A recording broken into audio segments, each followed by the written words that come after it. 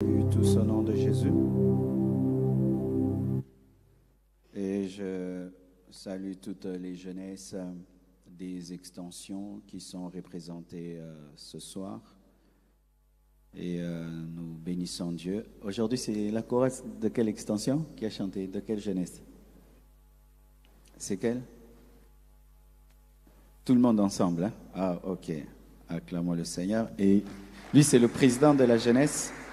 Maman Mobutu, tenez-vous debout, c'est lui le modérateur de ce soir. Soyez bénis. Merci.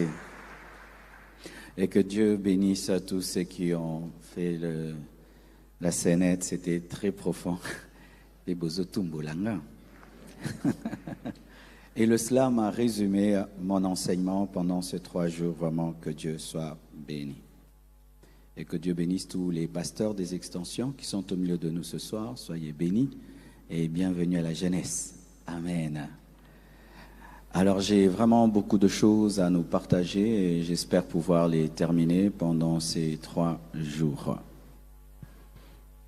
Alors à la compassion, nous avons le message de l'amour, de la sainteté, de la puissance et de l'équilibre qui sont écrits là. J'étais allé dans un jeûne de 40 jours et le Seigneur m'avait résumé la Bible. Il m'a dit que la Bible c'est un livre d'amour.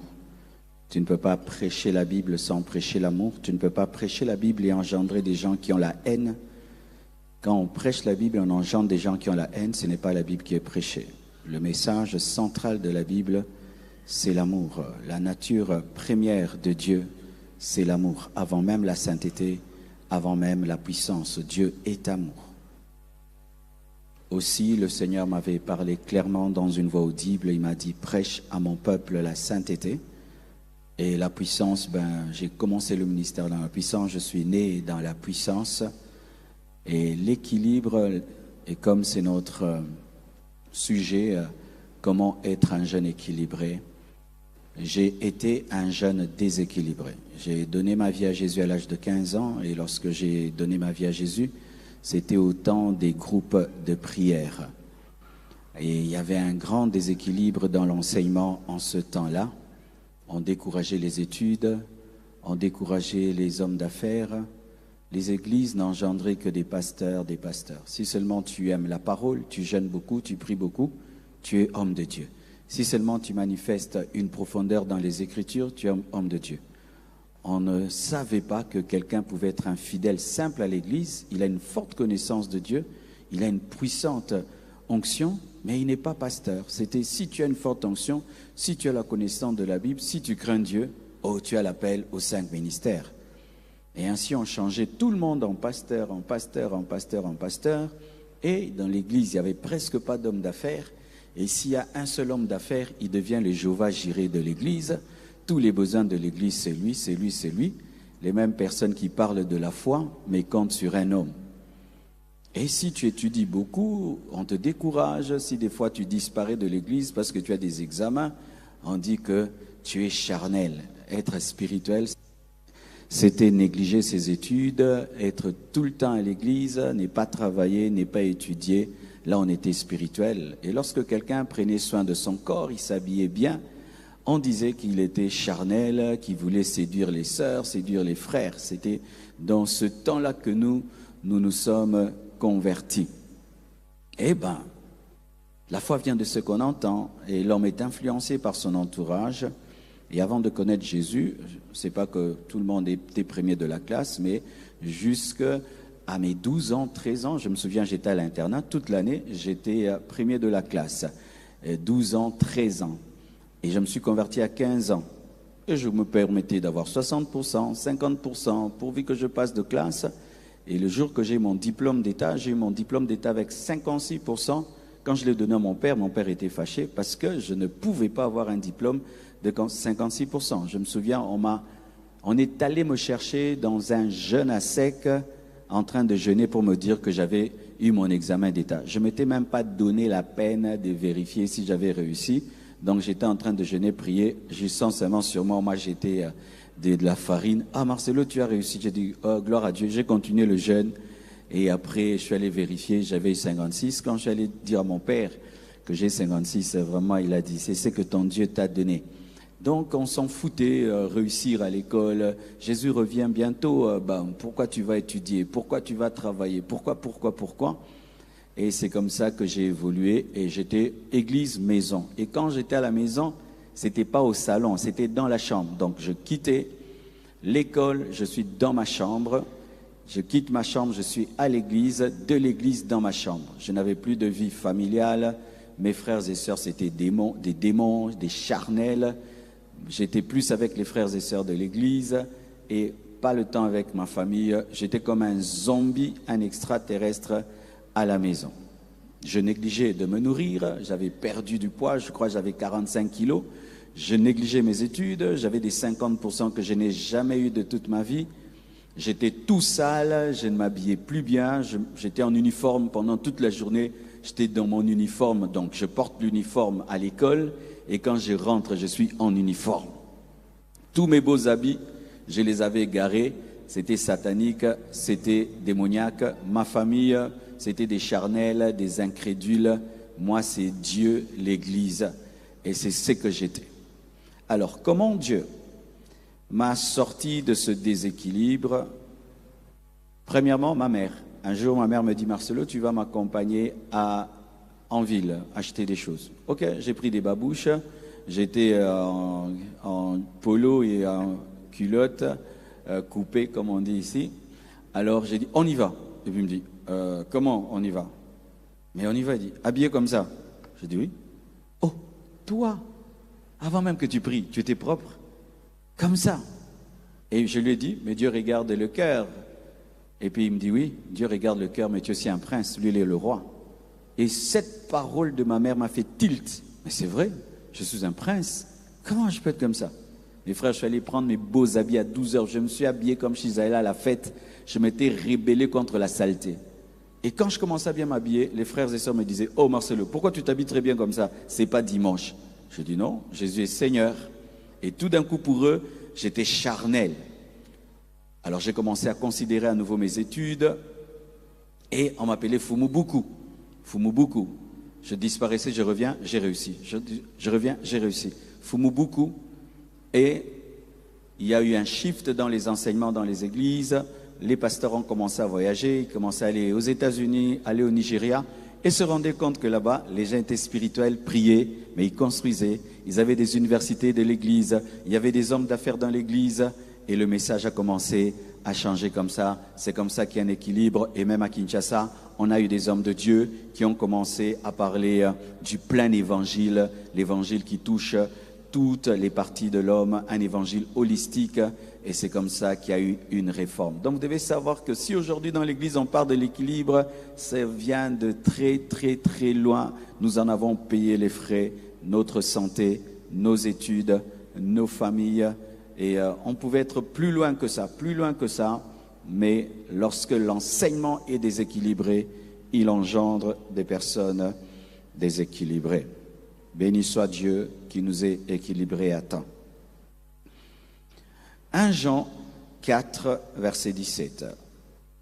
Pourquoi parlons-nous d'équilibre? La Bible dit, tel il est, tel nous sommes aussi dans ce monde. C'est en cela que l'amour est parfait en nous, afin que nous ayons de l'assurance au jour du jugement. Ce verset nous dit de ressembler à Dieu.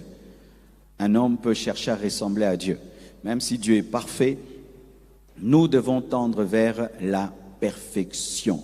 Matthieu 5, verset 48 nous dit, « Soyez donc parfaits comme votre Père céleste est parfait. » Amen. Dieu nous demande de lui ressembler. Et la perfection, c'est l'équilibre. Vous voyez, cette table, il y a ce pied qui a, mettons, 70 cm, l'autre aussi 70 cm. C'est ce qui permet à cette table d'être belle. Si seulement ce pied a 20 cm, l'autre 50, c'est imparfait et c'est déséquilibré, ça tombe. Si tu as tes deux mains, c'est la même longueur, tes pieds, même longueur, tes yeux sont placés au même endroit, c'est ça la perfection, c'est ça la beauté. Lorsqu'il y a la perfection, il y a équilibre. Amen. L'équilibre, c'est la perfection, c'est l'équilibre. Et quand Dieu dit que nous devons être parfaits comme il est, donc nous devons être équilibrés comme il est. Amen. Si seulement Dieu crée un déséquilibre par rapport, mettons, temps, à la distance qui sépare le soleil de la terre, nous allons brûler. Vous savez que si le soleil est trop loin de la terre va tomber dans le froid et nous allons mourir de froid. Et si le soleil est trop près de la terre, nous allons brûler. Ainsi, Dieu place à la juste distance le soleil pour qu'on ne puisse pas mourir de froid et qu'on ne puisse pas être brûlé. C'est la perfection et c'est ça l'équilibre. L'équilibre engendre la vie, le déséquilibre engendre la mort et la douleur. Amen.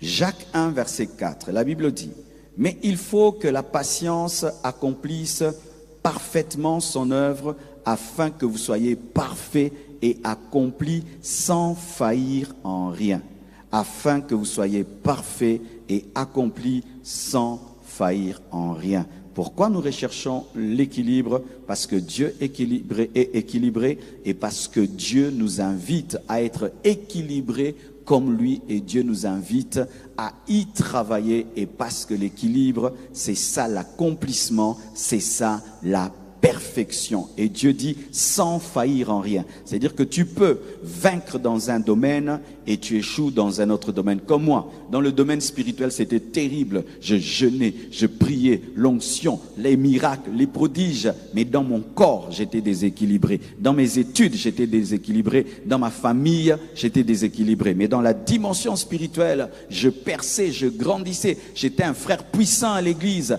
Mais quand on disait Amen, j'étais inutile dans ma société, inutile dans ma famille. Je détruisais mon corps, je détruisais mes études. Je n'étais pas un modèle à l'école. En tant qu'étudiant, je n'étais pas un modèle. Et là, ce n'était pas sans faillir en rien, je faillissais quelque part. La volonté de Dieu est que tu ne faillisses en rien. Amen. Et cela est possible par le Saint-Esprit. Donc, la volonté de Dieu est que nous soyons équilibrés comme lui. La volonté de Dieu est que nous puissions lui ressembler. La volonté de Dieu est que nous puissions vaincre dans tous les domaines de nos vies. Alors, c'est qui un jeune équilibré? Avant de dire c'est qu'un jeune équilibré, je veux dire c'est qu'un jeune équilibré n'est pas. Parce que souvent quand on parle d'équilibre, il y a des gens qui comprennent mal l'équilibre. C'est qui un jeune équilibré et c'est qui un jeune et qu'est-ce que ce n'est pas d'être un jeune équilibré? Romains 12, versets 1 à 2. La Bible dit ceci: « Je vous exhorte donc, frères, par les compassions de Dieu, à offrir vos corps comme un sacrifice vivant, saint, agréable à Dieu, ce qui sera de votre part un culte raisonnable. » Verset 2 surtout. « Ne vous conformez pas au siècle présent, mais soyez transformés par le renouvellement de l'intelligence, afin que vous discerniez quelle est la volonté de Dieu, ce qui est bon, agréable et parfait. » Je donne ce passage parce que beaucoup de jeunes pensent qu'un jeune équilibré, c'est un jeune qui se conforme au siècle présent. On dit il est cool, il est branché. Lui, il est équilibré parce qu'il est cool, parce qu'il est branché. Être équilibré, ce n'est pas celui qui suit tout et fait tout pour être à la mode. Être équilibré, c'est pas ça. C'est pas quelqu'un qui fait tout pour être à la mode et qui suit tout pour être à la mode. Ce n'est pas un jeune qui dilue ses convictions pour plaire au monde. Quand tu dilues tes convictions pour plaire au monde, ce n'est pas ça l'équilibre. Ce n'est pas un jeune passe-partout qui n'a aucune conviction. Ce n'est pas ça être équilibré. Ce n'est pas un jeune fashion à tout prix. Ce n'est pas ça être un jeune équilibré. Ce n'est pas être un jeune cool à tout prix.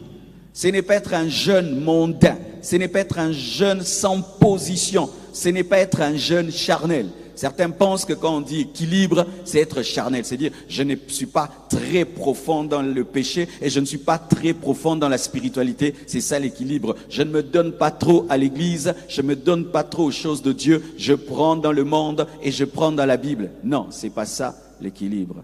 Ça, c'est le conformisme. Amen. Lorsqu'on vous enseigne l'équilibre, ce n'est pas qu'on veut faire de vous des jeunes charnels, sans profondeur spirituelle, mondains, cool, fashion, charnel. Oui, tu peux être fashion, tu peux être cool, mais pas contre la parole, pas en reniant tes convictions. Amen.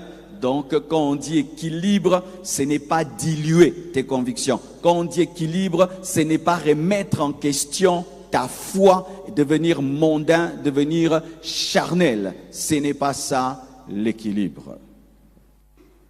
Ecclésiaste 11, verset 9, la Bible dit: « Jeune homme, réjouis-toi dans ta jeunesse. Livre ton cœur à la joie pendant les jours de ta jeunesse. Marche dans les voies de ton cœur et scellant les regards de tes yeux.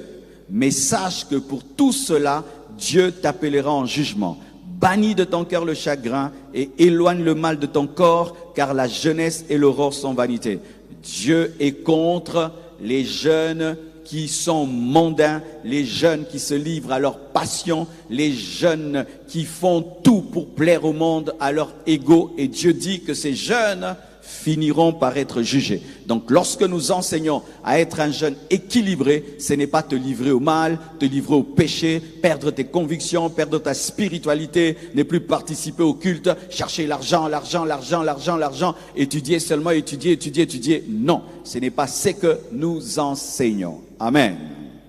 C'est quoi l'équilibre? C'est quoi l'équilibre? 1 Thessaloniciens 5, verset 23, la Bible dit ceci: « Que le Dieu de paix vous sanctifie lui-même tout entier, et que tout votre être, esprit, âme et le corps soient conservés irrépréhensibles lors de l'avènement de notre Seigneur Jésus. » L'équilibre, c'est le respect et la prise en charge de tous les domaines de ton être. C'est ça l'équilibre, c'est le respect et la prise en charge de tous les domaines de ton être. Ton être est fait de corps, d'âme et d'esprit. Tu es un esprit qui possède une âme et qui habite un corps. L'équilibre, c'est respecter ton corps, respecter ton âme, respecter ton esprit. L'équilibre, c'est prendre soin de ton esprit, de ton âme et de ton corps. L'équilibre, c'est soigner ton corps, soigner ton âme, soigner ton esprit. Si tu soignes ton esprit, tu négliges ton âme, tu es déséquilibré. Si tu soignes ton âme, tu négliges ton corps, tu es déséquilibré. L'équilibre, c'est toutes les parties de ton être, tu en prends soin. Et comme cet être qui est corps, âme, esprit habite une société, tu n'es pas dans les vides, tu dois aussi prendre soin de la société, de ton environnement, de ta famille, de ta nation, de ton pays, de ton quartier, de ta maison, de ta voiture, de ton environnement. C'est ça l'équilibre, c'est lorsqu'il n'y a aucun domaine de ton être qui est négligé. Alléluia. 3 Jean 1, verset 1, la Bible dit. Là, je suis en train de dire c'est quoi l'équilibre. 3 Jean 1, verset 1. La Bible dit: l'ancien Agaius, le bien-aimé que j'aime dans la vérité. Bien-aimé, je souhaite que tu prospères à tous égards et sois en bonne santé comme prospère l'état de ton âme. Jean parle de la prospérité à tous égards qui est provoquée par, précédée par la prospérité de l'âme. Prospère à tous égards, pas seulement dans ton âme, dans ton esprit, dans ton corps, dans tes finances, dans tes études, dans tous les domaines. L'équilibre, c'est quoi? C'est prospérer à tous égards comme prospère ton âme. Tu prospères dans tes études, tu prospères dans tes affaires, tu prospères dans ton corps, tu prospères dans ton esprit, tu prospères dans ton âme, tu prospères à tous égards. Ce n'est pas seulement prospérer dans ton âme, mais tu négliges ton esprit, tu prospères dans ton esprit, tu négliges ton corps. Dans tous les domaines, Dieu veut que tu sois équilibré et que tu prospères. C'est ça l'équilibre. Jean 19, verset 30, la Bible dit: quand Jésus eut pris le vinaigre, il dit: tout est accompli. Et baissant la tête, il rendit l'esprit. Prospérer, plutôt. L'équilibre, c'est tout accomplir. Jésus a dit: tout est accompli pour le corps, l'âme, l'esprit. Par rapport aux démons, il a vaincu. Par rapport à la maladie, il a vaincu. Par rapport à la sorcellerie, il a vaincu. Il n'y a aucun domaine de la vie de l'homme qui a été négligé par la croix. C'est ça l'équilibre. Alléluia. Le tout est accompli. Quand est-ce que tu es équilibré? C'est lorsque tu dis: tout est accompli. Mon corps, je m'occupe. Mon âme, je m'occupe. Mon esprit, je m'occupe. Ma famille, ma nation, tout est accompli. Dans l'équilibre, il y a le tout. Alléluia. Matthieu 25, versets 15 à 18. La Bible dit, il donna 5 talents à l'un, 2 à l'autre et 1 au troisième, à chacun selon sa capacité. Et il partit. Aussitôt celui qui avait reçu les 5 talents s'en alla, les fit valoir, et il gagna 5 autres talents. De même, celui qui avait reçu les 2 talents en gagna 2 autres. Celui qui n'en avait reçu qu'un alla faire un creux dans la terre et cacha l'argent de son maître. C'est quoi l'équilibre? C'est exploiter tous les talents que Dieu t'a donnés, c'est exploiter tout ton potentiel pour la gloire de Jésus. Alléluia. Si tu sais chanter, tu chantes. Tu sais prêcher, tu prêches. Tu sais faire l'art, tu fais l'art. Tu sais construire, tu construis. Tu dois exploiter la totalité de ce que Dieu a mis en toi. Amen. Vous allez voir que celui qui avait 5 a ramené 5 parce que chaque talent a produit un autre talent. Celui qui avait 2 a ramené 4 parce que chaque talent a produit un autre talent. Et celui qui avait 1, Dieu ne lui a pas demandé 2, 3. Il lui a demandé un autre pour faire 2. Dieu réclame que chaque talent que tu as puisse exploser, puisse se manifester. C'est ça l'équilibre. S'il y a un talent que Dieu t'a donné qui n'explose pas, tu es dans le déséquilibre. Ne te réjouis pas de chanter si tu peux prêcher. Ne te réjouis pas de prêcher si tu peux aussi chanter. Tu dois faire les 2 si Dieu a donné 2. Si Dieu a donné 5, tu fais 5. Si Dieu a donné 10, tu fais 10. Si Dieu a donné 20, tu fais 20. Si Dieu a donné 100, tu fais 100. Oui. Étudiez l'histoire de Tesla. Étudiez l'histoire de Michel-Ange. Vous allez voir que ce sont des hommes qui ont fait trop. Frères et sœurs, Dieu s'il te donne, donc tu peux gérer, car la Bible nous dit à chacun selon sa capacité. Dieu, avant d'investir en toi, sait que tu es capable de produire et tu ne vas pas te contenter de manifester un talent alors qu'il y a 3 qui chôment. Il est temps que tu réveilles ce talent qui chôme. Il est temps que tu réveilles ce potentiel qui chôme. Si tu réussis avec 1, tu peux exploser avec 2 et archi-exploser avec 3. Frères, sœurs, il est temps que tu puisses exploser totalement selon ce que Dieu t'a donné. Alléluia. L'équilibre, c'est lorsque tout ce que Dieu t'a donné fonctionne. Regardez dans la musculation. Dans la musculation, ils font le championnat de bodybuilder. Et dans le principe, pour être le champion, il faudrait que tu aies développé tous tes muscles de manière symétrique. C'est-à-dire, il ne faudrait pas que le bras droit gonfle plus que le bras gauche. Il ne faudrait pas que, ici on sent que tu développes tes pecs, mais tu n'as pas développé le dos. Ou tu as développé les mollets, tu n'as pas développé les cuisses. Il faut que tu développes chaque muscle de ton corps pour être champion. Et Dieu t'a donné des muscles spirituels, psychiques, tu dois développer cela. Amen. L'équilibre, c'est exploiter tout ce que Dieu t'a donné. Donne-moi un amen. Psaume 31, verset 15. Dans d'autres versions, c'est verset 16. La Bible dit, « Mes destinées sont dans ta main. Délivre-moi de mes ennemis et de mes persécuteurs. » Souvent nous disons « ma destinée », mais tu vas voir que David dit « mes destinées ». Ta destinée contient des destinées qui font ta destinée. La destinée, c'est comme une orange qui a beaucoup de parties. Et si tu vas au marché, on te vend une orange sans 2 parties, tu vas l'acheter? Tu vas dire c'est une orange bizarre. Ta vie est bizarre parce qu'il y a des domaines de ta vie que tu négliges. Il est temps que tu puisses exploiter la totalité de l'orange. La totalité de l'orange. La totalité de l'orange. Ce que tu appelles ta destinée n'est pas ta destinée parce que ta destinée est faite des destinées. Et lorsque tu n'es que dans une seule chose et tu n'entres pas dans la totalité de ce que Dieu t'a demandé, tu n'es pas en train de vivre ta vie. Ne te contente pas de réussir dans tes études sans réussir dans les affaires. Parce que, donne-moi la main. Être premier de la classe, c'est une partie de ta vie, mais après avoir été premier de la classe, tu dois démontrer l'intelligence dans les affaires. Mais certains, vous vous glorifiez, j'ai distingué à l'université. On ne va pas manger le diplôme, il faut que tu sois engagé et que tu manifestes maintenant cette intelligence que tu as reçue à l'école, là où tu travailles. Ne te glorifie pas seulement d'avoir distingué à l'école, tu dois maintenant manifester cette intelligence dans la vraie vie. Alléluia. Parce que réussir peut être un échec. Oui, réussir peut être un échec lorsque tu te contentes du succès. Sortir de l'Égypte est un succès, mais entrer en Canaan, c'est un plus grand succès. Car si tu sors de l'Égypte et tu n'entres pas en Canaan, tu vas mourir dans le désert. Et si tu as distingué à l'université, c'est bien, mais il faut qu'on t'engage. Il faut que tu commences une entreprise. Ne te glorifie pas seulement d'avoir fini les études, c'est une partie de ta destinée, mais il y a autre chose que cela.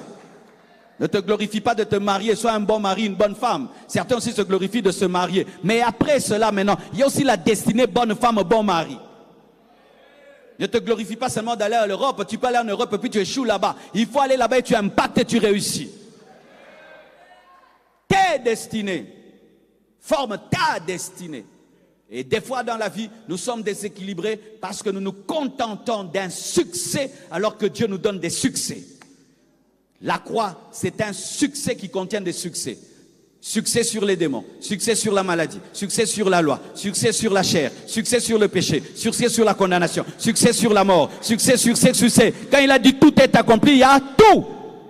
Il y a tout.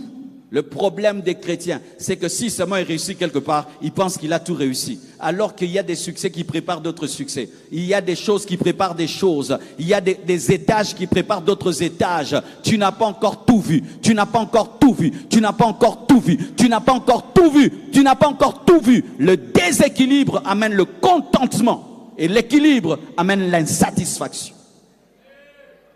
Oh, gloire à Dieu. Alléluia. Mes destinées sont dans ta main.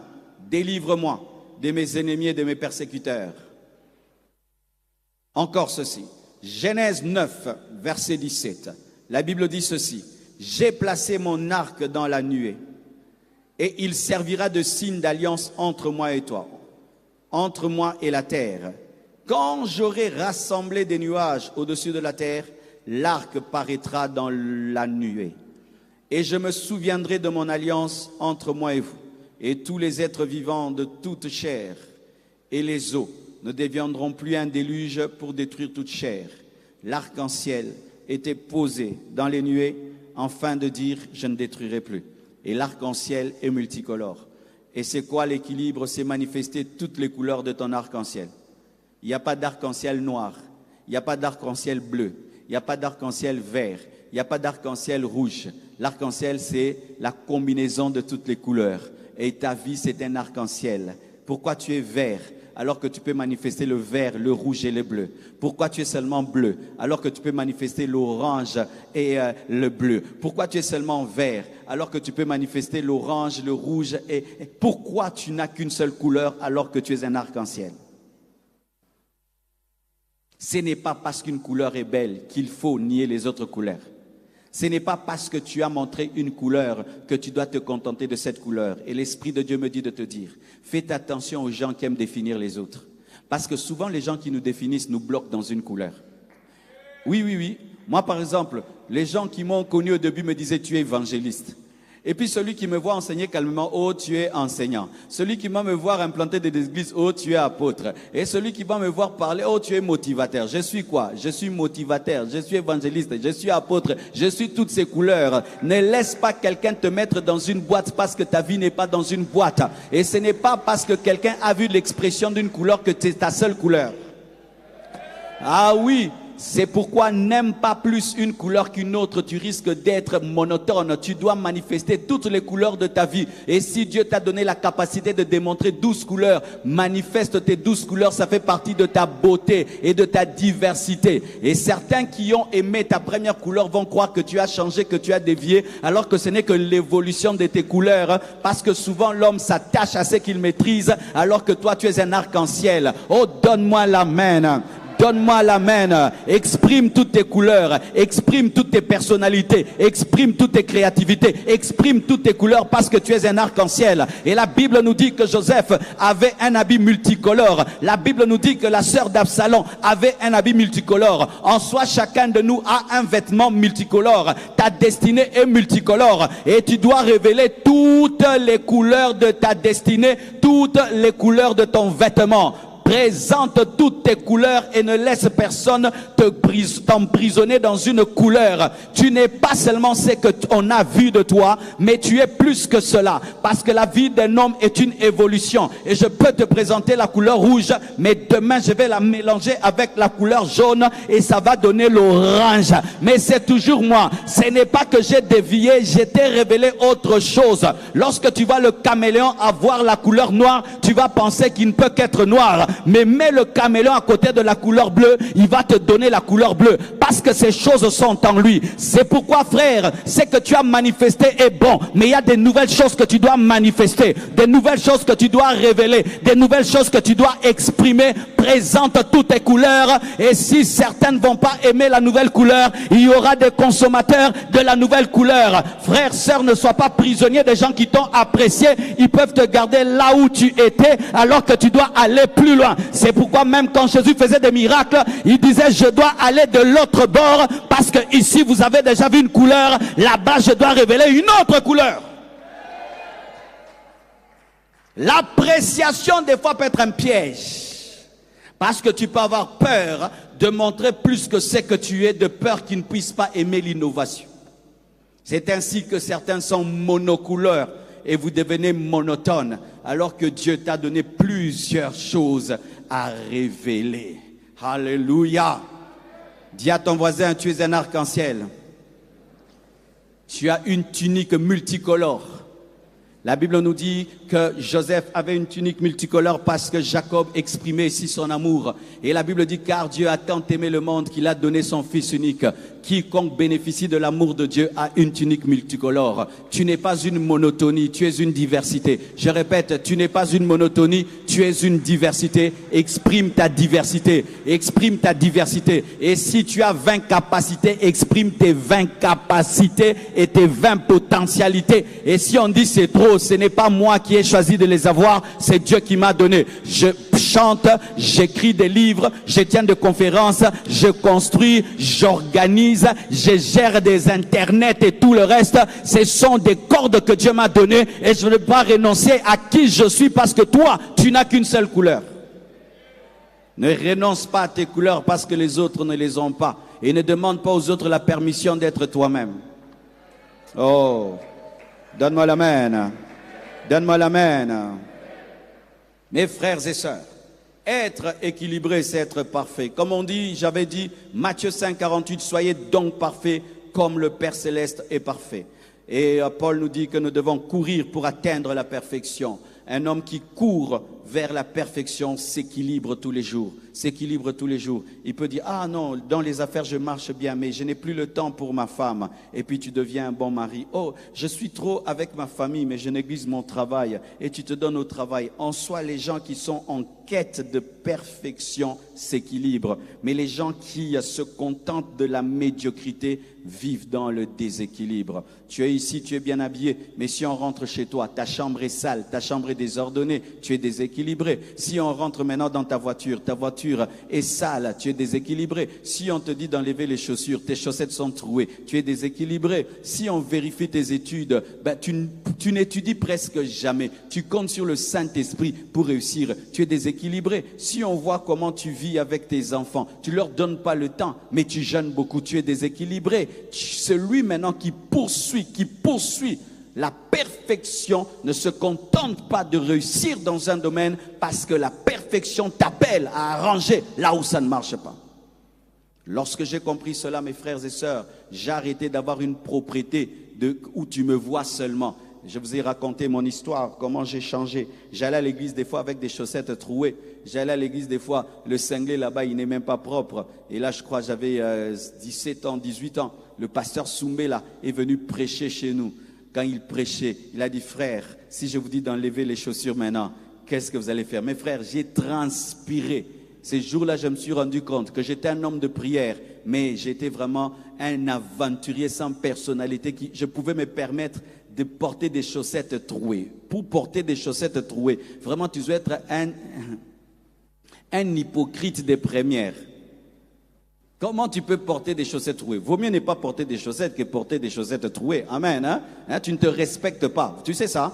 Tu sais ça? Quelqu'un qui peut prendre quelque chose de troué, il met dans son pied, il ne se respecte pas. Tu as des problèmes au niveau de la tête. Je te dis la vérité. Quelqu'un qui se respecte, il préfère ne pas porter des chaussettes que porter des chaussettes trouées. Et tu ne peux pas porter des chaussettes d'une semaine, hein? D'une semaine. Quelqu'un qui se respecte ne peut pas mettre ses pieds dans des chaussettes d'une semaine non lavées. Il ne peut pas parce qu'il se considère tellement qu'il ne peut pas mettre son pied propre dans des choses sales. Mais quand tu le fais, tu es capable de vivre dans une poubelle.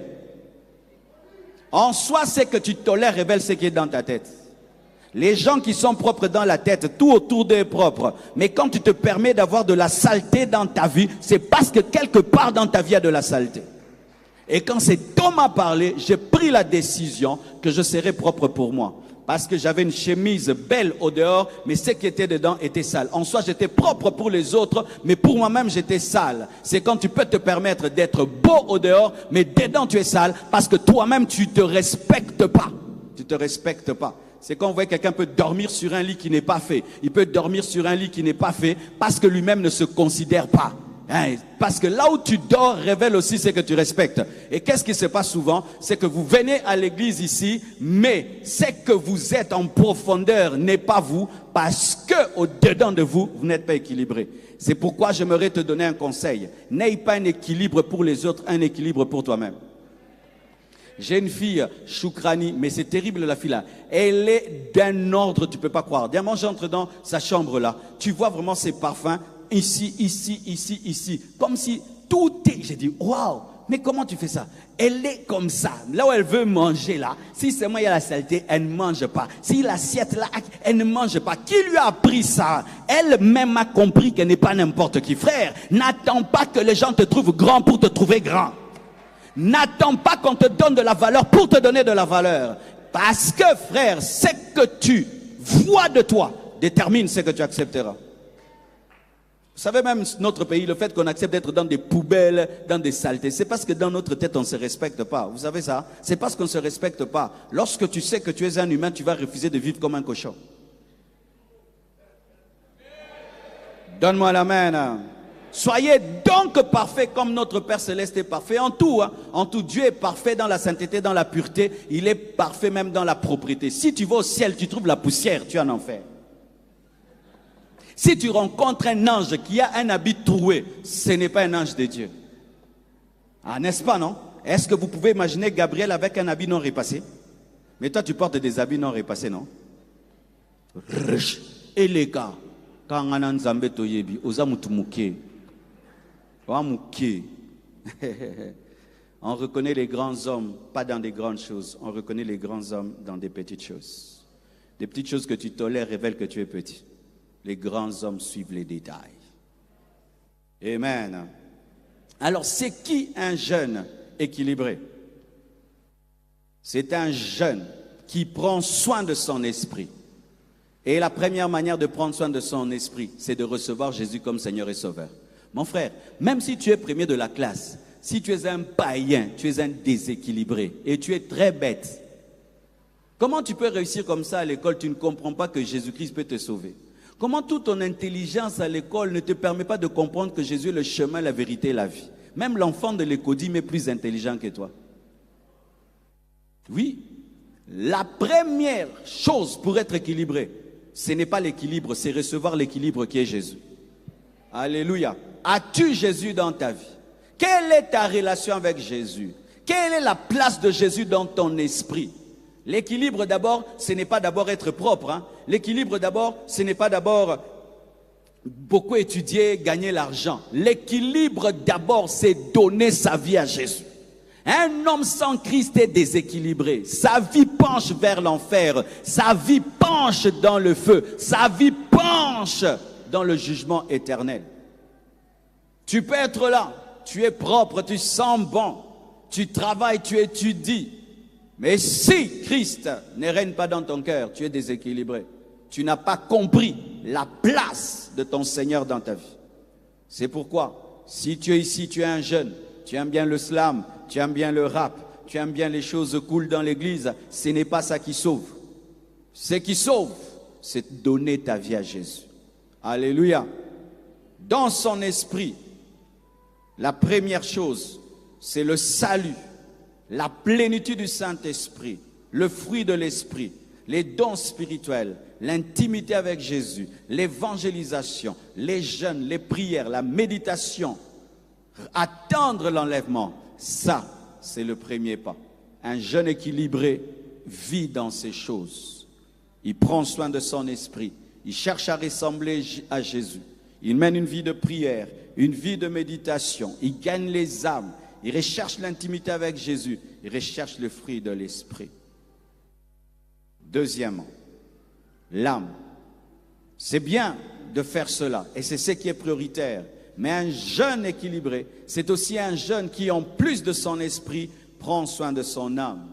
Et le Seigneur m'avait dit de parler de la guérison des blessures intérieures.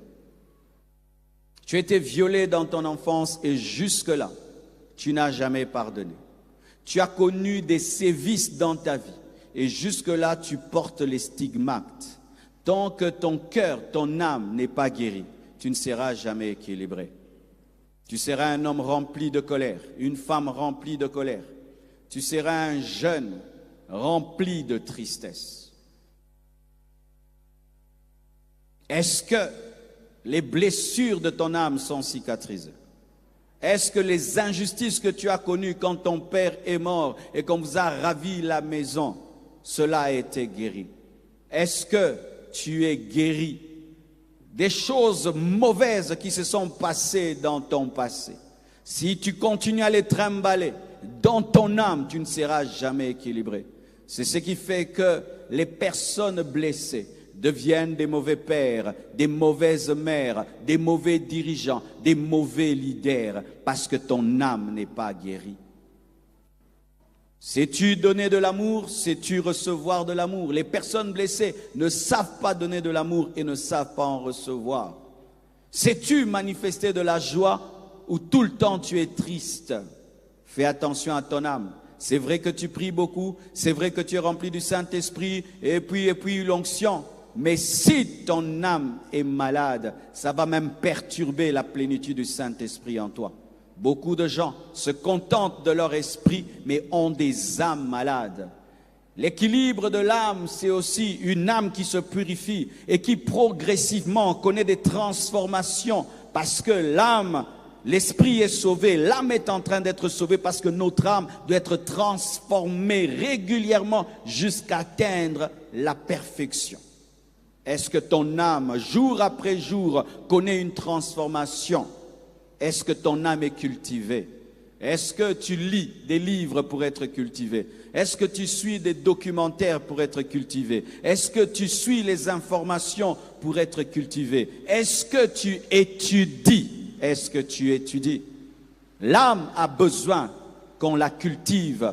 L'âme a besoin de connaissances, l'âme a besoin de culture, l'âme a besoin de culture générale. Ce n'est pas parce qu'on est chrétien qu'on doit connaître que la Bible. Tu ne connais rien sur l'Afrique, tu ne connais rien sur l'Europe, tu ne connais rien sur le monde, tu ne connais rien. Toi, tu ne connais que la Bible. Paul a dit, Paul a dit, Paul a dit, Paul a dit, Paul a dit. Dis aussi, Jeune Afrique a dit, ce n'est pas un péché. Donne-moi un amen. Hein? Oui, frère. Toi, tu ne parles que des conversations bibliques. À part les conversations bibliques, toi, tu n'as rien à dire. Lorsqu'on est à table, tu attends seulement qu'on parle de la Bible pour parler. Mais si on parle d'autre chose, tu n'as rien à dire. Tu n'es pas cultivé.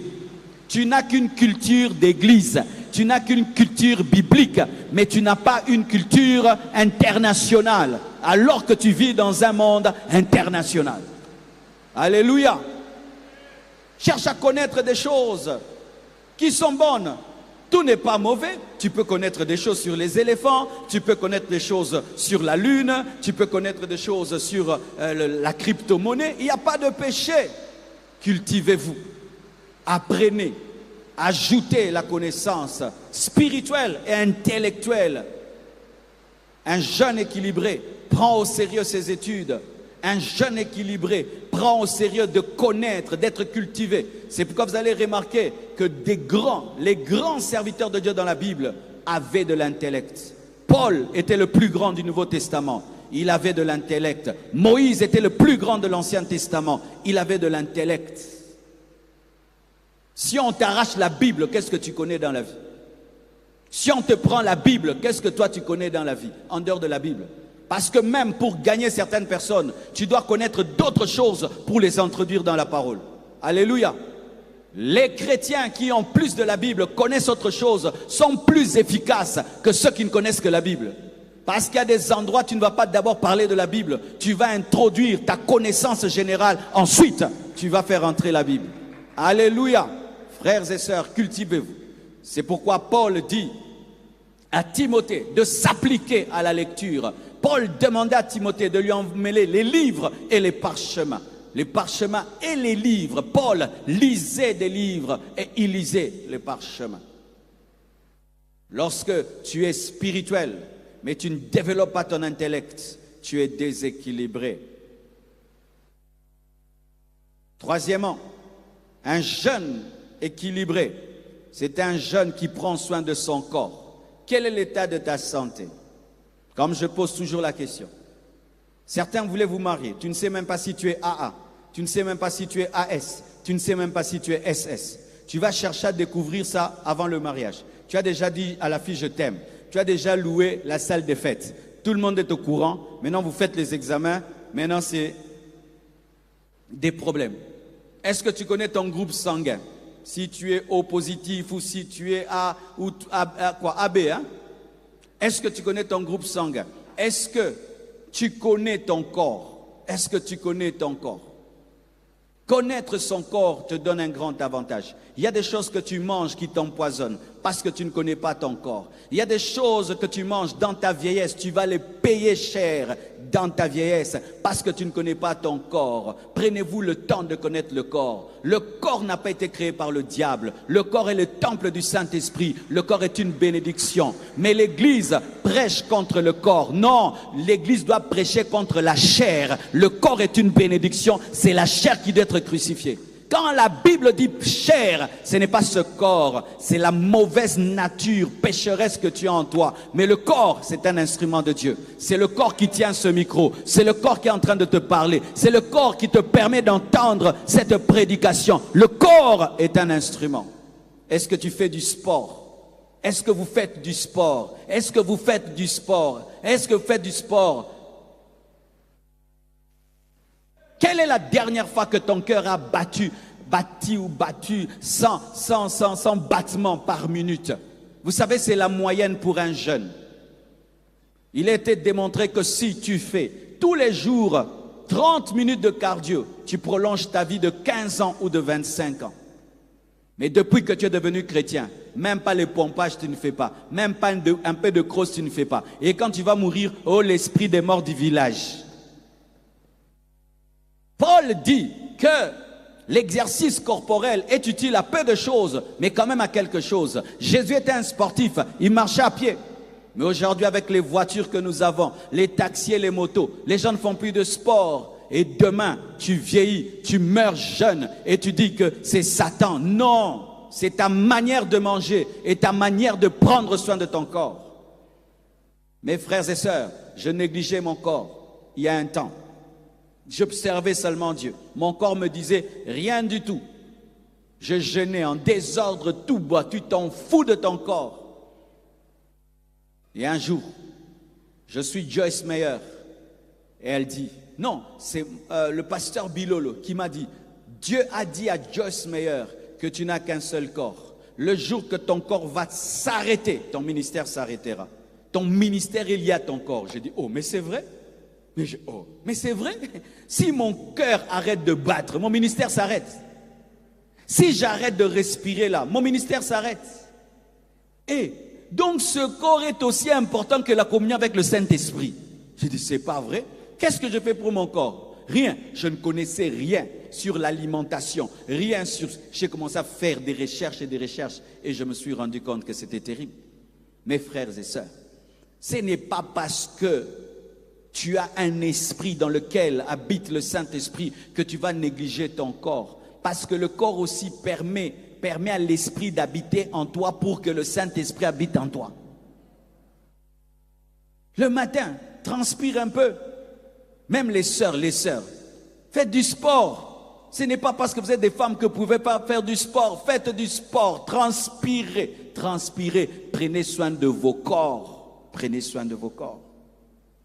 Lave-toi, brosse les dents. Brosse les dents. Quand tu salues quelqu'un qui sente bien, il y a des frères, les bouches sentent mauvais. Une fois, une sœur vient me parler. Hey, elle s'approche trop près. J'ai eu pitié de celui qui allait l'épouser. C'est Raoul Lumbantaba. En français, la sœur sent la chèvre. Hein? Vraiment. Ma sœur, tu te laves combien de fois par jour? Frère, tu brosses les dents combien de fois par jour? Quel est l'état de ton essuie? Ton essuie. Quel est l'état du seau que tu utilises pour te laver? Quel est l'état de ton gobelet là? Ton gobelet là, il a pris de la couche chocolatée. On croirait que balamba nango café. Vous savez les Maléwa du coin où on fait du café et du thé, leurs gobelets sont toujours chocolatés. Mais ton gobelet est égal à ces gobelets-là du café. Mais toi, c'est parce que c'est la saleté. Ta brosse à dents, elle a fait 1 année. Tu ne la changes pas. Elle a même dit, j'en peux plus. Tu dis, toi, j'ai acheté à 10 francs. Tu finiras ton travail. Quel est l'état de tes dessous, Dans quel état? Certains, vous n'en avez que 2.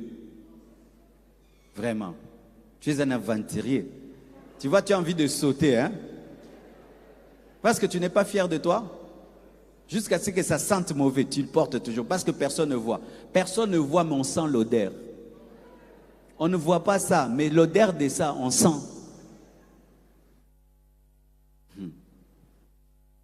Es-tu propre? Ton corps est propre. Si tu veux connaître ton odeur, prends un drap, mets-le sur ton corps pendant 1 mois et puis sens l'odeur. C'est ce que les gens sentent.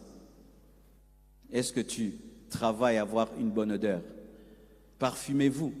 Il n'y a pas de péché à cela. Et il y a des parfums moins chers. Beaucoup de kimia makas. Prends soin de ton corps, de ton alimentation, de ta propreté vestimentaire, de ta pureté, de ta sexualité. Le corps, la sexualité. Beaucoup de jeunes, vous êtes dans la masturbation. Et la masturbation vous amène des démons. Et beaucoup de jeunes chrétiens, vous êtes dans la masturbation. Et toi, le masturbateur qui aime saluer les gens, hein? Garde tes saletés pour toi-même, non? Alléluia, alléluia, alléluia. Alléluia. Masturbateur. Et tu es intercesseur à l'église. Quand les gens tombent, c'est toi qui imposes les mains. Tu es en train de jouer. Tu entres dans la douche là, tu finis le savon. Mais tu sors non lavé.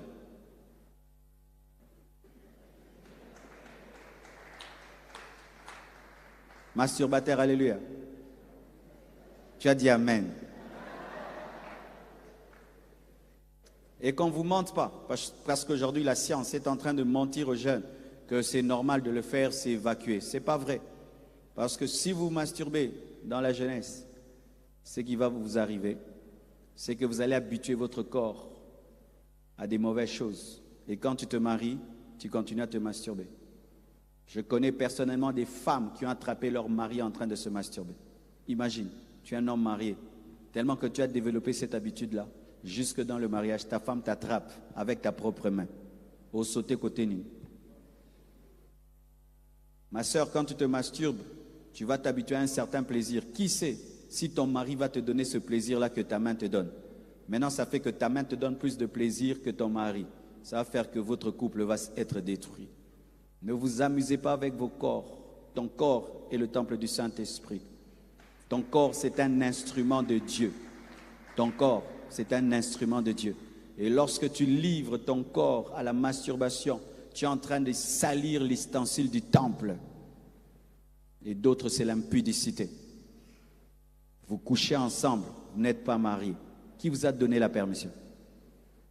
Qui t'a donné la permission de coucher avec la fille d'autrui? Tu ne l'as pas dotée.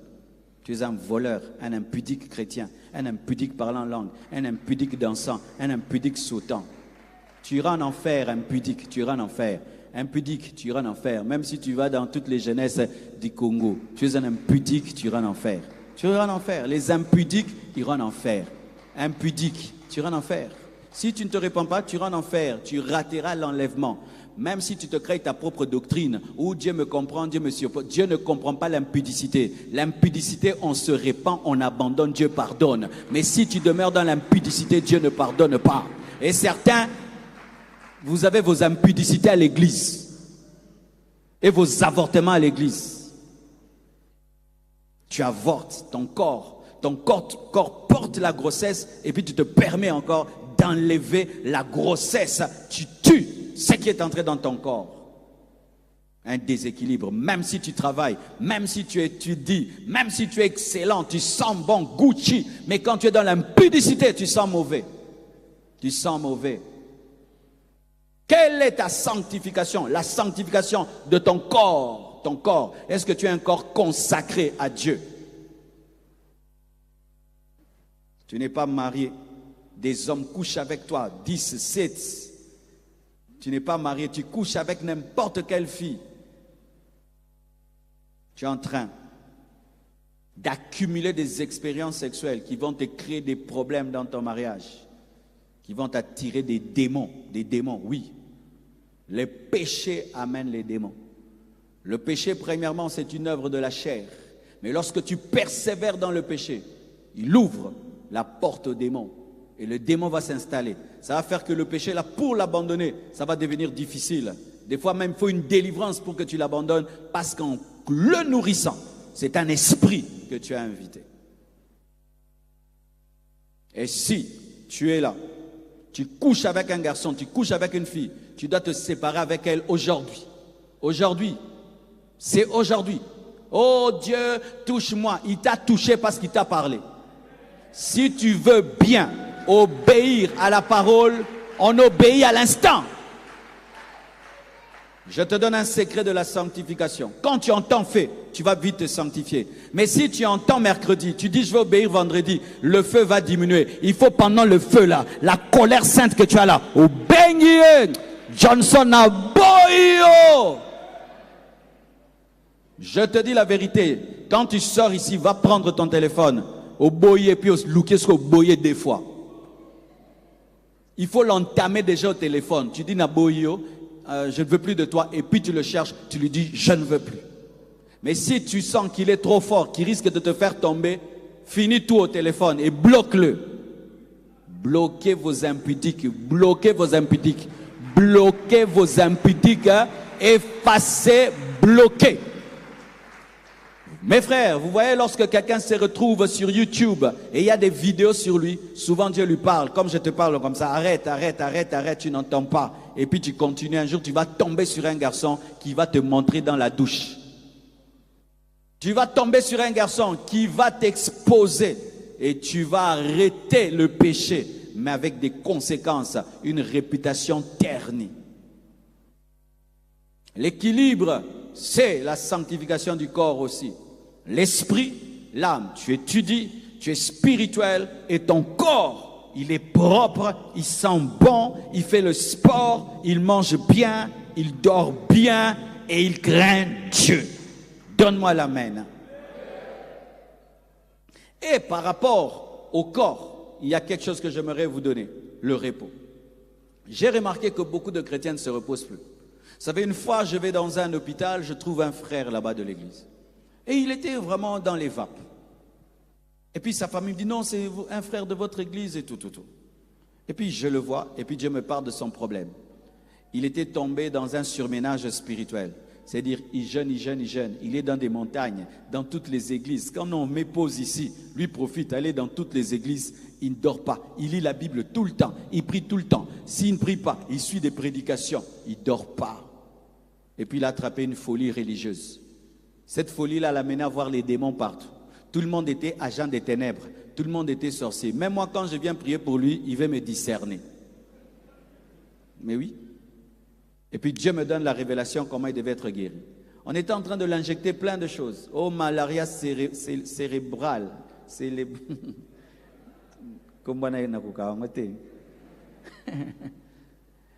Et puis Dieu me dit, il doit dormir. J'ai dit, votre enfant doit dormir. Il est surmené, il est fatigué, il a trop jeûné, prié, il doit se reposer. Ils m'ont pris vraiment pour un charnel. J'ai dit, je connais ça. Qu'il dorme. Ils ont quand même obéi. On l'a fait dormir une semaine, je crois. Après, il guérit. Tu dors combien de temps? Certains, même quand tu dors, tu ne dors pas, tu continues à penser. Frère, un homme qui ne dort pas s'épuise. Et quand tu t'épuises, tu mourras trop vite. Tu épuises ton cœur. Il y a un temps pour prier, un temps pour dormir. Dieu n'est pas contre le sommeil. Jésus dormait. Dieu s'est reposa sans être fatigué afin de nous donner l'exemple du repos. Si tu veux bien prier, repose-toi bien. Oui, j'ai connu ça. Au début de ma vie chrétienne, j'ai connu un temps de crise. Si je prie, je dors. Si je lis la Bible, je dors. Je dors. J'ai attaqué les démons, j'ai chassé, ça ne marchait pas. Et puis j'en ai parlé à un ami. J'ai dit, j'ai un problème, quand je prie, je dors. Quand je lis la Bible, je dors. Il m'a dit, tu es fatigué, dors. J'ai dit, oh, ça c'était un conseil charnel. Dieu m'a dit, c'est moi qui te parle. Repose-toi. J'ai pris 3 jours, je priais un peu seulement, je dors. Le matin, je prie un peu, je dors. Et puis, j'étais guéri. J'étais fatigué. Frère, quelle est la dernière fois que tu as vraiment bien dormi? Là, je suis en train de m'adresser aux suractifs. Suractifs dans les études, suractifs spirituellement, suractifs dans la recherche de l'argent. Tu es vraiment suractif. Tu dors 2 heures du temps, 3 heures du temps, 2 heures du temps, 3 heures du temps. Mon frère, tu es en train de détruire ton corps. Tu vas vieillir trop tôt. Et tu seras tout le temps en colère. Tu seras tout le temps énervé. Tu vas penser que tu as des attaques, mais en soi, tu ne dors pas assez. Parce que l'une des sources du bonheur, c'est le sommeil. Les gens qui dorment bien sont souvent heureux. Les gens qui dorment mal, souvent sont malheureux. Parce que Dieu, quand tu dors, il te restaure, il te guérit. Il y a des choses qui se renouvellent dans le sommeil. Alléluia. Travaille beaucoup, dors beaucoup, étudie beaucoup, prie beaucoup, jeûne beaucoup, mange beaucoup. Tout beaucoup, beaucoup. Oui, fais tout beaucoup. Quand tu dors, tu dors. Quand tu manges, tu manges. Quand tu jeûnes, tu jeûnes. Quand tu étudies, tu étudies. Quand tu es en famille, tu es en famille. Sois beaucoup en tout. Sinon, tu seras superficiel partout. Je suis en train de vous dire des choses, hein. Alléluia. Dis à ton voisin, il y a un temps pour tout. Un temps pour manger, un temps pour dormir, un temps pour travailler, un temps pour se réjouir, un temps pour tout. Et tu seras équilibré et tu seras heureux. Acclame le Seigneur.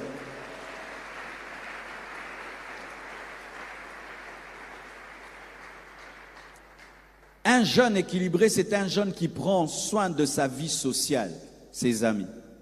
Qui a 5 amis dans cette église? Lève la main. Qui n'a aucun ami dans sa vie? Lève la main. Oh, qui sonne.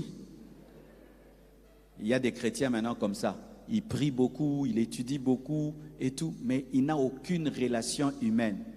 Ah, Bouddha, tout. Ma prière fort.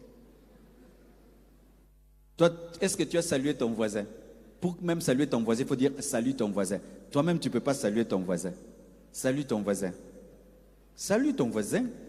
Demande-lui son nom. Tu t'appelles comment? On ne sait jamais. Alléluia. L'équilibre, c'est aussi avoir des amis. Dieu n'envoie aucun homme seul sur la terre. Il t'a donné 2 yeux, 2 narines, 2 lèvres, un dos divisé en 2 parties. Alléluia. Tu vas voir que beaucoup de choses dans le corps, c'est D. Pourquoi? Imagine si Dieu te donne un seul œil. Tu deviens un monocle, quelque chose comme ça. Un gros œil comme ça, mais qui voit bien. Tu vas accepter ça. Même pour l'esthétique, il a mis 2. Il pouvait mettre un gros. Mais toi, tu es un gros œil dans ta vie.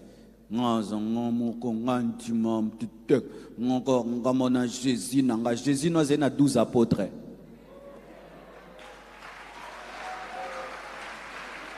Tu suis Jésus en désordre. Oh, moi je suis comme Jésus. Jésus était l'homme qui pouvait dire je n'ai besoin de personne parce qu'il était totalement Dieu. Mais lui qui était totalement Dieu a eu un ministère de 3 ans. Il a laissé les disciples prêcher le jour de la Pentecôte. Jésus n'a pas prêché le jour de la Pentecôte. C'est Pierre qui a prêché le jour de la Pentecôte. C'est son ami Pierre qui a continué la vision. Et c'est son ami Pierre qui a prêché. 3000 personnes se sont converties. Et il a laissé l'église au Saint-Esprit.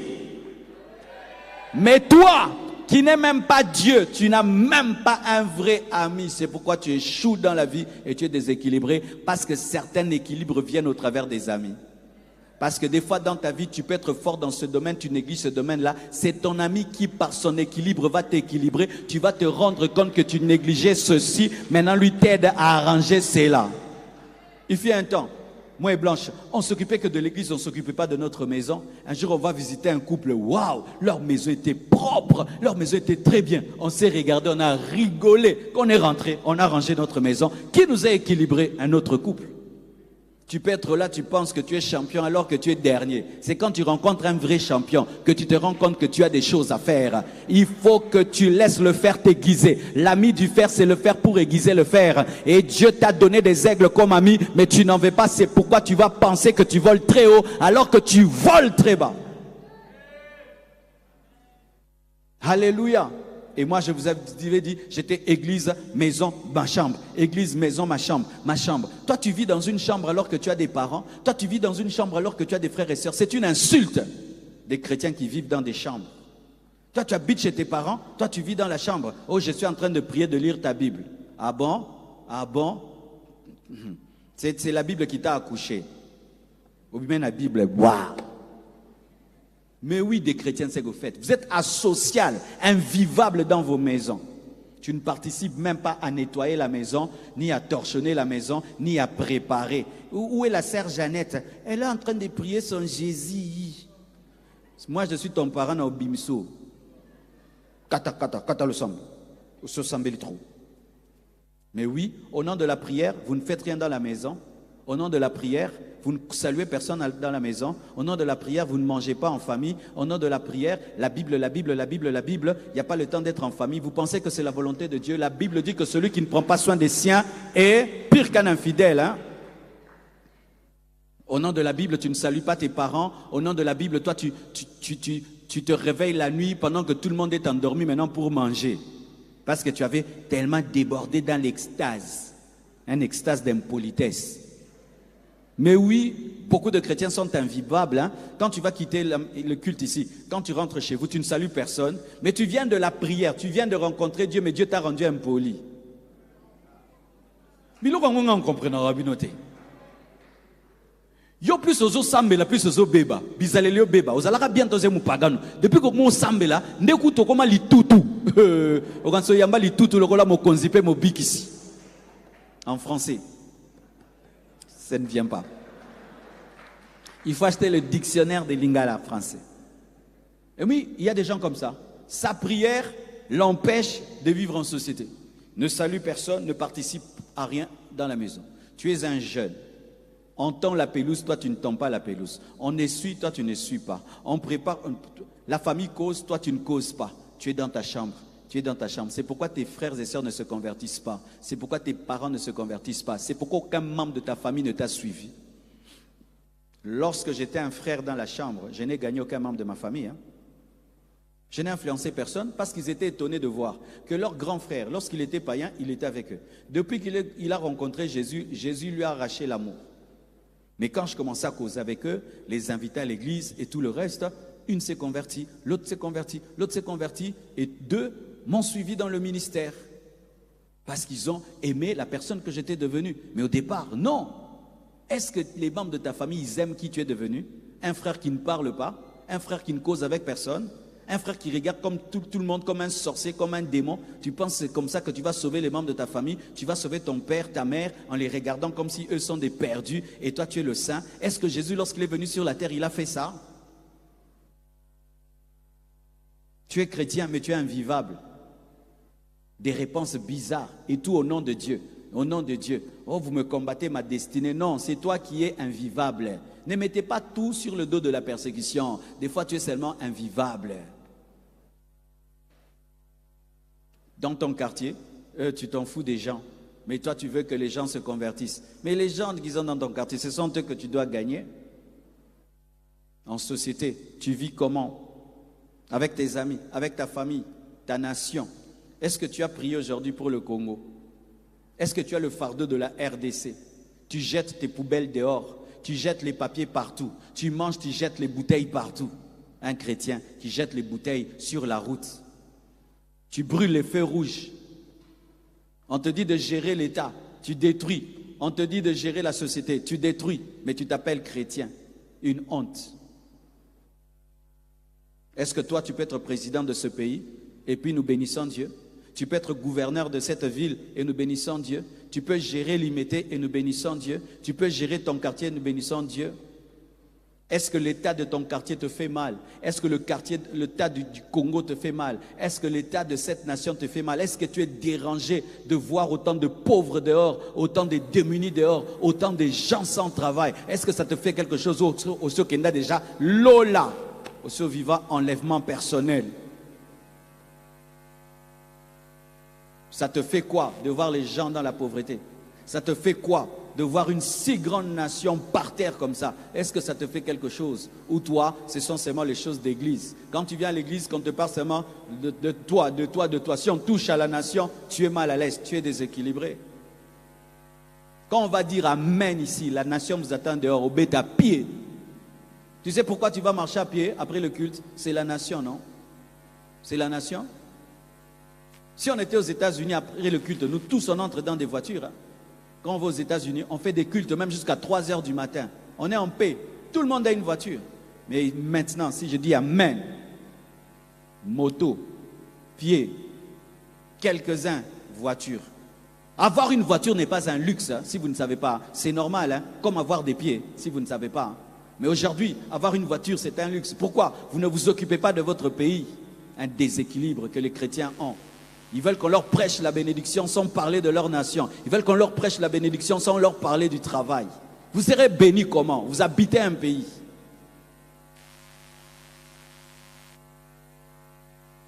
Frères et sœurs, l'équilibre, c'est lorsque tu t'impliques dans ta société, dans ta famille, dans ta nation, dans le monde. Et sachez que le monde, ce n'est pas seulement le Congo, mes frères. Étudiez ce qui se passe ailleurs. Inspirez-vous de ce qui se passe ailleurs. Le monde, ce n'est pas que Kinshasa. Le monde, ce n'est pas que ton quartier. Le monde est vaste. Et quand tu commences à voyager, oh, tu crains Dieu. Le monde est vaste, tellement vaste. Et la connaissance du monde peut te révéler que tu es né au Congo, mais ta destinée n'est pas au Congo. Parce que tu peux avoir des rêves dans la maison de Jacob, mais tu vas exploser en Égypte. La connaissance du monde te permet d'aller là où Dieu t'appelle. Certains, vous êtes nés au Congo, vous ne finirez pas au Congo. Vous allez exploser au Rwanda, exploser au Burundi, exploser au Sénégal, exploser en Afrique du Sud. Le monde est vaste. Certains, le Japon t'attend, la Chine t'attend. Mais tu dois ouvrir tes yeux, tu dois être équilibré et savoir qu'il y a un plan de Dieu pour toi dans le monde, pas seulement au Congo. Alléluia. Jésus, alors qu'il mourait, il voyait les extrémités de la terre. Frères et sœurs, l'équilibre fait de toi un homme international. Je suis au Congo, mais mon esprit n'est pas au Congo. Mon esprit est un esprit international. Alléluia. Et lorsque tu deviens un homme international, tu as un langage international. Et tu ne tombes pas dans les bassesses parce que tu vois grand. Voyez grand, voyez grand, voyez grand, voyez grand, voyez grand. Devant toi, il n'y a pas que les hommes que tu vois. Il y a plusieurs autres hommes, mais tu dois voir cela. Vous savez, frères et sœurs, lorsqu'on nous a imposé les mains, nous étions dans une église de 200 personnes. Et tout le monde voulait prêcher devant l'église de 200 personnes. On se battait pour avoir la chair devant une église de 200 personnes. Alors un jour, Dieu m'a dit, compte. J'ai commencé à compter les fidèles de mon pasteur. Et Dieu me dit, je t'ai oint pour plus que cela. Pourquoi vous vous battez pour cette chair de 200 personnes? Vois plus loin, je te donnerai plus. Quand j'ai vu plus loin, je me suis retiré en prière. J'ai commencé à chercher Dieu. Et j'ai commencé l'église Compassion. Et aujourd'hui, frères et sœurs, il y a plus que ce que tu vois. Il y a plus que ta chambre. Il y a plus que ton quartier. Il y a plus que le monde que tu maîtrises. Il y a plus que cela. Certains, vous êtes des Congolais, mais vous allez bouger à une autre nation. Car tu peux être étranger en Égypte, mais c'est toi qui vas amener la restauration. Mais si ta vision n'est que congolaise, alors tu vas mourir au Congo. Et alors que Dieu t'attend quelque part, j'annonce l'élargissement de ta vision. J'annonce l'élargissement de ta vision. J'annonce l'élargissement de ta perception spirituelle. Alléluia! Alléluia! Alléluia! Ce qui fait que tu peux être Congo et tu as une mentalité américaine. Oui, tu peux être Congo, mais tu as une mentalité américaine. Tu peux être Congo, tu as une mentalité japonaise. Tu peux être Congo, tu as une mentalité autre. Pourquoi? Parce que même si tu es au Congo sur Internet, tu es aux États-Unis. Sur Internet, tu es aux États-Unis. Tu es aux États-Unis. Et puis tu as le langage des États-Unis. J'ai passé des années, je suivais des prédicateurs américains qui prêchaient. C'est pourquoi quand je prêche, je ne prêche pas comme un francophone. Je parle français, mais je prêche comme les gens qui prêchent en lingala. Et un jour, nous nous sommes rencontrés dans une convention. Frère, ce que tu vois, tu les rencontreras. Ce que tu vois, tu les rencontreras. C'est pourquoi tu dois élargir l'espace de ta tente. Même si tu as des visions dans la maison de Jacob, l'Égypte t'attend. Et lorsque tu ne comprends pas que tu dois aller en Égypte, on va t'amener de force par la persécution, par le rejet, par la trahison. Mais au moins tu arriveras. Et c'est là que tu exploseras. Il y a des plantes qui ne peuvent pousser que dans une terre précise. Et si on veut te pousser, te planter dans un endroit qui n'est pas ton lieu, Dieu veillera qu'on puisse te déplacer pour que tu sois planté au lieu de ta destinée. Il y a un endroit qui t'attend et c'est là que tu seras sémé, c'est là que tu seras planté. Tu dois voir au-delà. Tu dois voir au-delà. C'est pourquoi quand tu pries, ne te limite pas. Oh Dieu, bénis-moi au Congo. Dis seulement, Seigneur, bénis-moi. Bénis-moi. Il te prendra un endroit, il te plantera un autre. Parce que des fois, tu peux croire que parce que les gens te connaissent, que c'est là que Dieu t'a placé. Parce que des fois, les gens qui te connaissent seront les opposés de ta bénédiction, selon qu'il est écrit que nul n'est prophète chez soi. Et Dieu va t'amener dans des lieux où on ne te connaît pas, afin qu'on respecte ta grâce. Parce que des fois, pour exploser en certains endroits, il faudrait rencontrer des gens qui ne t'ont pas vu dans les couches et qui ne t'ont pas vu bébé et qui ne t'ont pas vu bébé. Comme ça, ils vont te respecter tel que tu es. C'est pourquoi des fois, tu es combattu là où tu as grandi, parce que Dieu veut te déplacer, afin que tu aies un endroit où on va respecter ta grâce. J'annonce au nom de Jésus-Christ une direction divine, afin que tu découvres ce à quoi Dieu t'a appelé et les lieux de ta destinée. Donne-moi un amen. Donne-moi un amen. Donne-moi un amen. Le social nous amène à gagner les âmes. Le social nous amène à intercéder pour les âmes qui sont autour de nous. Le social nous amène à devenir des acteurs sociaux. Lorsque tu es équilibré, tu dis, Seigneur, bénis-moi que j'aille un hôpital. Bénis-moi, donne-moi une école. Bénis-moi, donne-moi une entreprise pour que j'aide les gens. Frère, lorsque tu es équilibré socialement, tu cherches à devenir une source de bénédiction. Parce que Dieu ne veut pas seulement te bénir, il veut bénir les autres au travers de toi. Et lorsqu'un homme est équilibré socialement, il dit, bénis-moi pour bénir, aide-moi pour aider. Donne-moi pour donner, élève-moi pour élever. Lorsque Joseph devient ministre, il ne devient pas ministre pour lui-même. Il devient ministre pour Ruben, il devient ministre pour Judas, il devient ministre pour Jacob. Il devient ministre afin de donner Goshen à ses frères et sœurs. Il devient ministre pour Lévi, afin que Lévi puisse engendrer Moïse. Il devient ministre pour Judas, afin que Judas puisse engendrer David, et que David puisse engendrer Salomon, et que Salomon puisse engendrer Joseph, et que Joseph puisse adopter Jésus. Frères et sœurs, lorsque tu as l'équilibre social, tu pries devenir une source de bénédiction pour tes frères et sœurs, pour ton quartier, pour ta nation. Tu ne vis plus pour toi-même, tu vis pour les autres. Les égoïstes, vous êtes déséquilibrés sur le plan social. Moi n'est jamais béni. Est-ce que tu rêves développer cette nation? Est-ce que tu rêves développer ce monde? Est-ce que tu rêves laisser des traces dans ce pays? Est-ce que tu rêves laisser des traces dans ce monde? Par une invention, par un ministère, par une entreprise, par un livre, par une chanson, mais laisser des traces. Tu n'es pas venu sur la terre pour toi. Tu es venu sur la terre pour nous. Et tu dois nous laisser un héritage. Les païens meurent, ils vous laissent des chansons. Ils meurent, mais ils vous laissent des chansons. Ils meurent, ils vous laissent une formule chimique. Ils meurent, ils vous laissent une invention. Mais toi, tu vas mourir, tu vas nous laisser quoi? Qu'est-ce que tu vas laisser dans ce monde? Qu'est-ce que tu vas laisser dans ce monde? Einstein est mort, on parle de lui jusqu'aujourd'hui. Steve Jobs est mort, on parle de lui. J'ai sa création en main, mais il est mort. J'ai sa création en main. Et toi, quand tu mourras, qu'est-ce que tu vas laisser dans ce monde? Élève ta dimension. Tu n'es pas né que pour manger, boire et dormir. Là, c'est la vie d'un coq, la vie d'une poule. Ça, c'est la vie d'une poule. Ça, c'est la vie d'un coq. Je préfère vivre une année et vivre comme un homme que vivre toute ma vie comme un coq, comme une poule. Dormir, se réveiller, manger, boire, dormir, se réveiller. Ça, c'est quelle vie? Une vie sans impact, une vie sans influence ne sert à rien.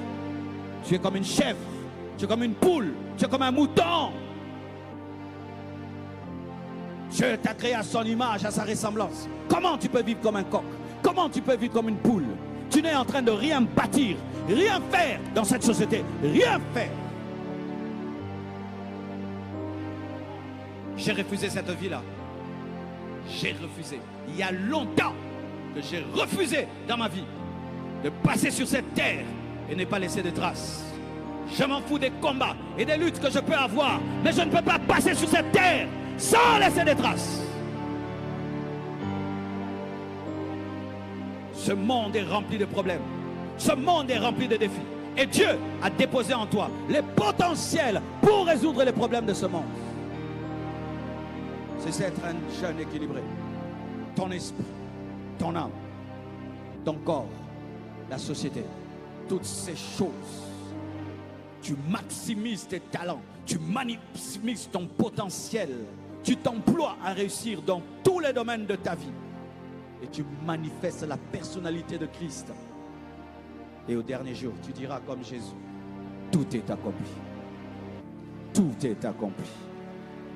Miles Monroe disait, quand tu mourras, il ne faut pas enrichir les cimetières. Vous savez comment nous enrichissons les cimetières? Quand tu meurs avec des chansons que tu n'as jamais chantées. Quand tu meurs avec des livres que tu n'as jamais écrits. Quand tu meurs avec des projets que tu n'as jamais concrétisés. Quand tu meurs avec des rêves que tu n'as jamais manifestés. Quand tu meurs, tu enrichis le cimetière. Comment on appauvrit le cimetière lorsqu'on meurt vite, où tu peux dire tout est accompli. J'ai fait tout ce que je devais faire. J'ai sorti tout ce que je devais sortir. Je meurs vite. Jésus est mort vite. Il a dégagé son sang. Il a offert son corps. Il a rendu l'esprit. 100%. Tout est fait. Lorsque Catherine Kuhlman était tombée malade, les hommes de Dieu sont venus. On commence à prier pour lui. Des grands médecins. Écoutez la parole du médecin. Le médecin dit, c'est elle-même. Elle ne veut pas guérir. Si elle veut guérir, elle guérira. Et puis on dit, mais tu dois guérir. Elle a dit, non, je suis fatigué. Laissez-moi partir. J'ai fait tout ce que je pouvais faire. Frère, sœur. Tu sais, si tu pouvais vivre en tenant compte que tu as des choses à investir dans ce monde, tu ne perdrais jamais ton temps. C'est pourquoi à partir de demain, je vais vous enseigner sur comment maintenant être un homme équilibré. Parce que tu peux savoir, mais tu ne sais pas comment. Frère, ne viens pas seul. Viens avec quelqu'un. Dieu va bouleverser nos vies. Dieu va télécharger en toi. Et je bénis Dieu que ces enseignements soient donnés à la fin de l'année. Même vous qui êtes mariés, ces enseignements, ce n'est pas que pour les jeunes, c'est pour nous tous. Viens écouter. L'équilibre, c'est la vitesse.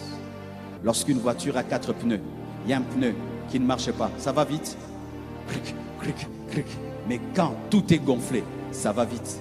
Il y a des voitures, quand tu les conduis, si seulement il y a un pneu qui est dégonflé un tout petit peu par rapport aux autres, ça t'écrit ça. Parce que ça ne peut pas aller à 180 à l'heure avec un pneu qui est moins gonflé. Parce que le déséquilibre crée le retard. Tu vas vite, tu pouvais aller plus vite si tu étais équilibré.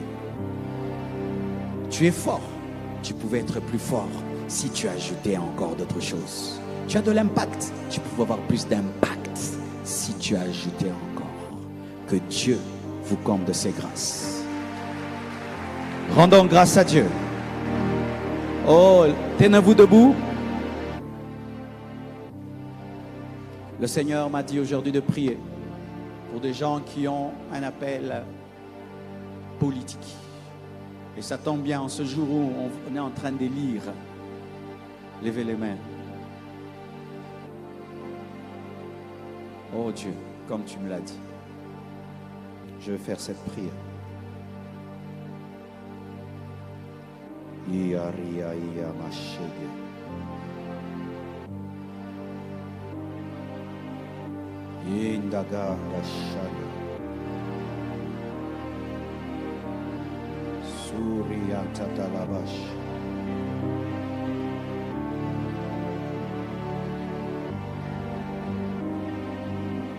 Alléluia.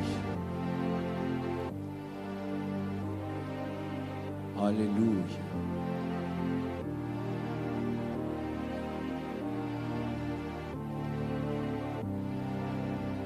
Seigneur Dieu, au nom de Jésus, je prie pour tous ceux qui ont un appel politique en ce.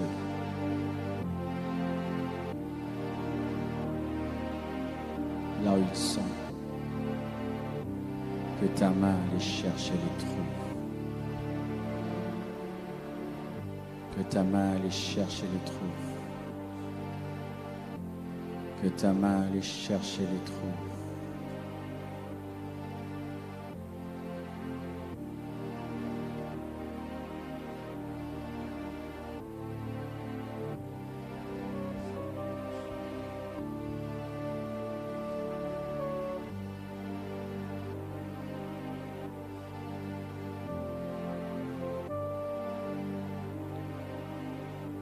Yes.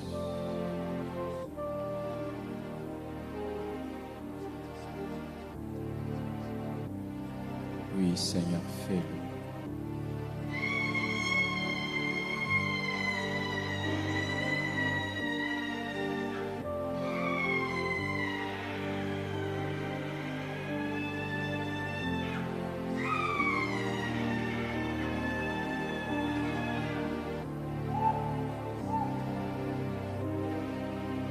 Fais-le, Seigneur. Là où tu es, là où tu es, le Dieu qui a oint David te oint. Le Dieu qui a oint David te oint. Le Dieu qui a oint David te oint. Il te prépare à ton futur. Un grand futur.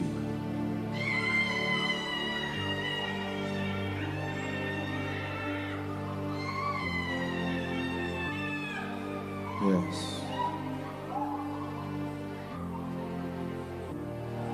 Reçois cette couronne. Reçois cette onction. Elle va t'ouvrir les portes. Elle va te canaliser. Elle va te favoriser. Elle va t'attirer des choses.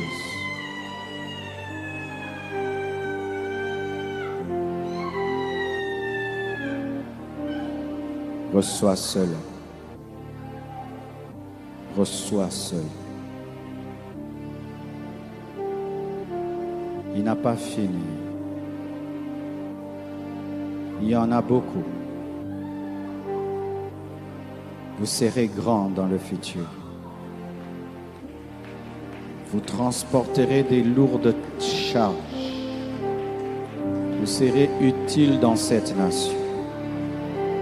Vous serez une bénédiction pour cette nation.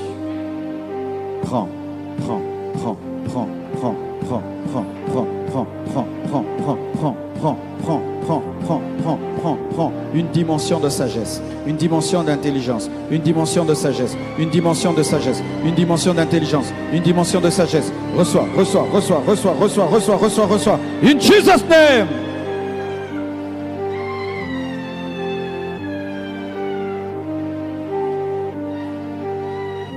J'ai confiance en toi, Père. Et en ton temps, nous verrons ces choses, ces onctions se manifester. Shagaramazé, et Ramakai, Zipakai, Ekareya, Magabaria Suya, Chandalabakeria Bazeke Remeyaga, Andala Brabasia. Sois engendré dans l'onction, sois engendré dans l'onction, sois engendré dans l'onction, sois engendré dans l'onction. Le fétiche ne te stoppera pas, les fétiches ne te stopperont pas. Alléluia, les hommes ne te tueront pas.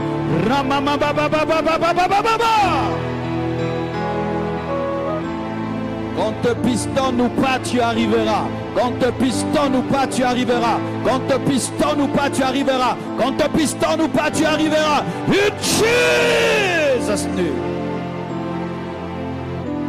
Rends grâce à Dieu. Rends grâce à Dieu.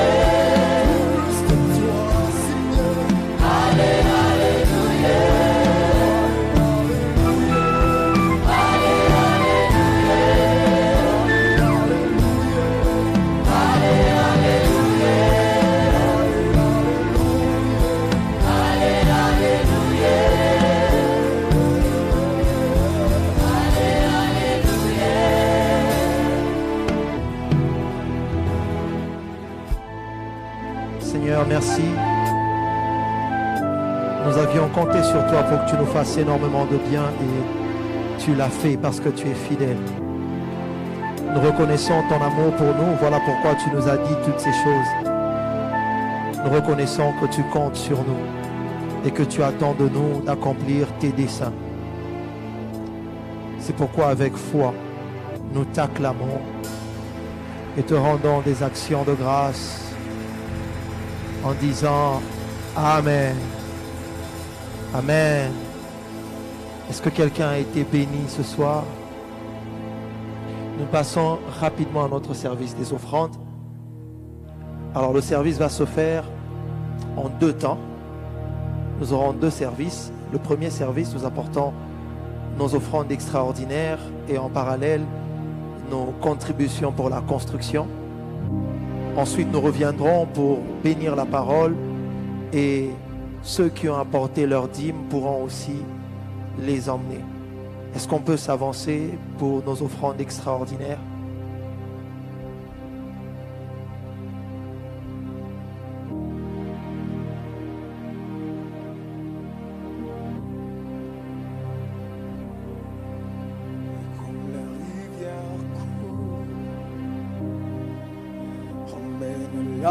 Tout ce qui est mort,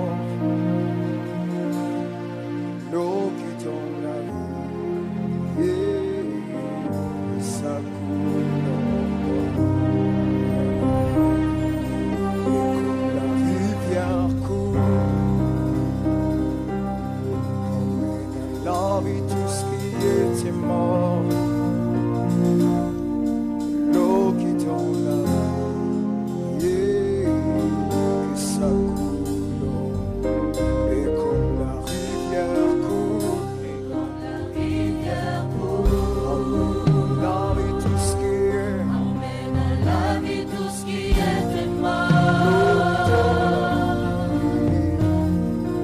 Oh